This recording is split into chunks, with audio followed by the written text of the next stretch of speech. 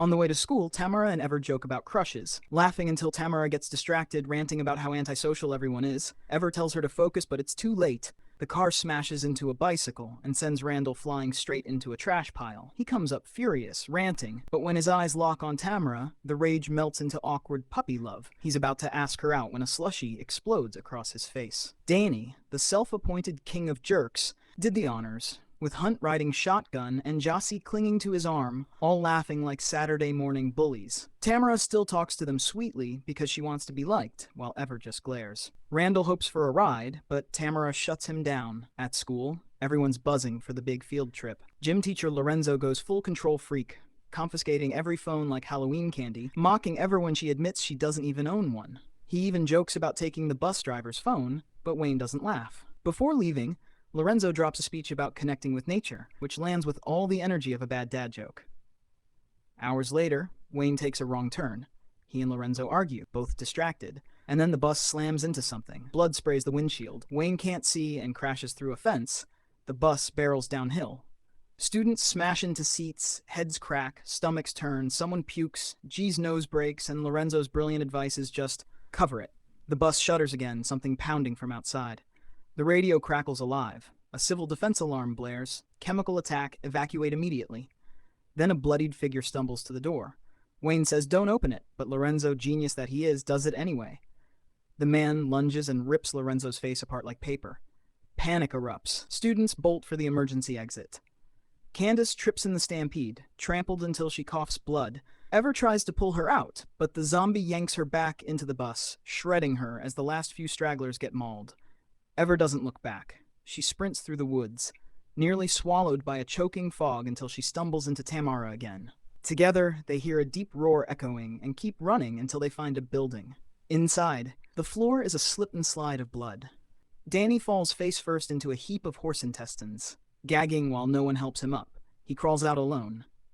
They push on and stumble into another building, roars pounding from all sides, no choice but to press forward. Danny still insists zombies aren't real, arguing while the others panic about family. They hide inside an apartment, scavenging for weapons. In a dark room lit by candles, stuffed animals stare blankly. Creepy as hell, but at least they find some tools. They barricade windows and doors with furniture. Tamara thinks she sees someone outside and hears a scream, but Hunt mocks her until she shuts up. Stephen, desperate to matter, promises Ever he'll protect her thanks to his tabletop RPG experience. Randall warns Ever she's going to lose Tamara to the popular kids, and Jossie is already whispering poison in Tamara's ear. Then a voice outside, Candace, crying for help. Ever rushes to the window. Randall stops her, pointing to the zombie lurking nearby. They wait it out until the creature climbs onto a van, distracted by Ken dancing in the distance. When it hops down again, Ever ignores the group's protests and calls Candace's name. The girl runs, desperate, but the zombie smashes her to the ground, crushing her head. And worse, Wayne arrives. Mutated, hulking, his face unrecognizable. He punches through the door, his head ramming into the wood and Hulvestyle until the zombies throw Candace's body at the entrance and break it down. Another bursts through the wall. Danny smashes Wayne with a plank, barely creating an opening for escape. The kids sprint into another room, slamming the door as Wayne pounds from the other side, until finally, mercifully, the lock holds. When the lights come on, the group realizes they've stepped into the remains of a rave. Graffiti covers the walls, glow sticks scatter across the floor, and G screams when she bumps into something behind a curtain. It's only Ryan, their classmate, who explains he saw the monsters attack the other teens. They didn't just die, they changed, which means they're infected. Danny still insists zombies aren't real, but his denial is cut short when the first zombie forces the back door open, revealing he's brought reinforcements. The kids rush toward the entrance only to find Wayne and more creatures blocking it. Panic sets in, and they start pulling curtains aside, desperate for another way out. Randall notices a boarded hole in the wall and punches through it until the wood falls. Hunt, left behind near the curtains, swings wildly at the zombies, begging Danny to help. Danny tries, fighting as many as he can, but Hunt is dragged into the horde and lost. Meanwhile, Ryan struggles to squeeze through the hole, his size working against him as he starts to bleed. Ever shoves him with all her strength, forcing him through, though his injury worsens. She falls through after him, nearly pinned by a zombie, until Danny reappears to pull it off and throw it aside before diving through the hole himself. Randall quickly covers the opening again, and the survivors run deeper inside. The next room is filled with mannequins and clown dolls, eerie and silent. Danny breaks down, blaming Ever for exposing them, then notices the mannequins resemble them. Proof, he believes, that they were targeted from the start. Ever is unsettled further when she finds her mannequin's face left blank. Suddenly, Wayne crashes through the dolls. His reflection in the mirror gives them just enough warning to dodge. The boys fail to stop him, and Tamara is slashed on the arm before Randall slams Wayne's head repeatedly with a blunt weapon until he stops moving.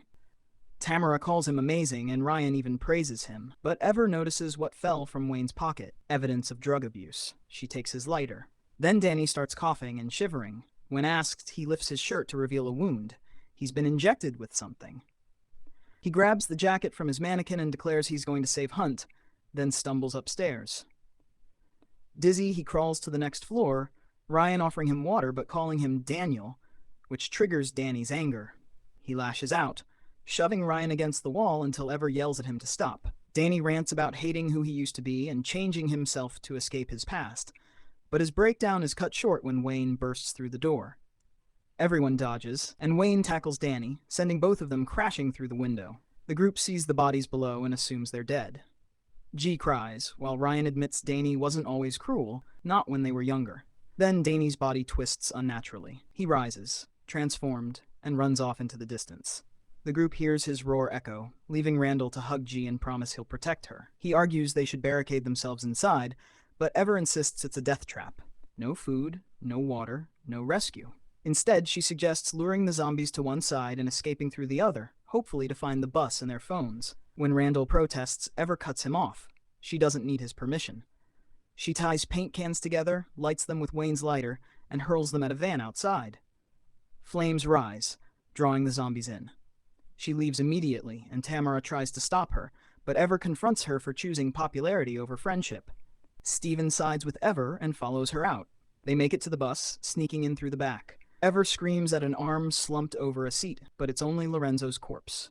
Searching his bag, she finds the confiscated phones, all smashed. Defeated, she cries, admitting her plan has failed. Steven comforts her, sharing his own insecurities, and they bond. Just as they're about to kiss, Ever notices the bus radio blinking. She investigates and discovers a tape looping the emergency broadcast. It wasn't real, they were set up. Before she can act, Steven jabs a syringe into her shoulder. Apologizing, he admits she wasn't supposed to find out. Ever collapses, paralyzed, as Randall steps onto the bus, praising Steven for doing his part. The truth unravels. A month ago, Randall convinced Steven to join his plan. He wanted to scare the popular kids and play hero so the girls would notice him. Steven helped decorate the building, while Randall revealed their third partner, Chip, a drug dealer. Chip, the zombie who killed Lorenzo, was supposed to stage the attacks. But when Chip unmasks, Ever hallucinates Lorenzo and realizes she saw Chip near the bus before the trip. Wayne was also part of it, manipulated by Chip after years of harassment from Lorenzo. The crash wasn't random. Chip had thrown a balloon at the bus, and all the zombies were their classmates, injected with Chip's experimental substance. The phones? Wayne destroyed them on purpose. Now the plan is falling apart. Steven panics when he sees Chip preparing a syringe glove to finish the kids for real. Randall declares there's no turning back. If the victims live, they'll go to prison. His solution? Kill everyone and frame the girls. Chip rants about ending the cycle of bullying, while Ever hallucinates Lorenzo again, urging her to fight. She summons her strength, headbutts Chip, and bludgeons him with a boombox until he's down. Meanwhile, Randall shows Steven the cage where the injected students are kept, planning to unleash them as zombies. When Hunt curses him, Randall injects him again. He then rejoins Tamara, lying that Ever is dead, but Ever isn't.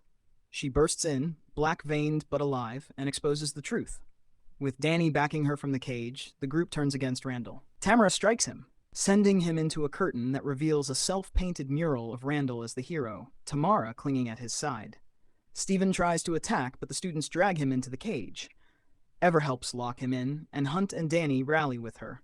When Randall attacks with a sword, Jossie tosses Ever a crowbar, and Tamara denounces him. In the fight that follows, Ever stabs him with Chip's syringe glove, sending him tumbling down the stairs. Randall overdoses, staggering back for one last attack, but now the whole class fights together.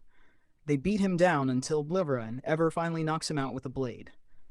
Hours later, Wayne is tied outside. Stephen and Randall bound to the mural. Danny, carried in a wheelbarrow, asks Ryan to call him Daniel as they reconcile. The class sets aside old rivalries and Ever and Tamara embrace, admitting they need each other. After dumping Chip's body, they repair the bus and prepare to leave. Just when things seem calm, Lorenzo suddenly jolts awake, leaving them screaming once more. Weeks later, Stephen and Randall are forced to work as assistants for a teacher disciplining other kids. Their downfall complete.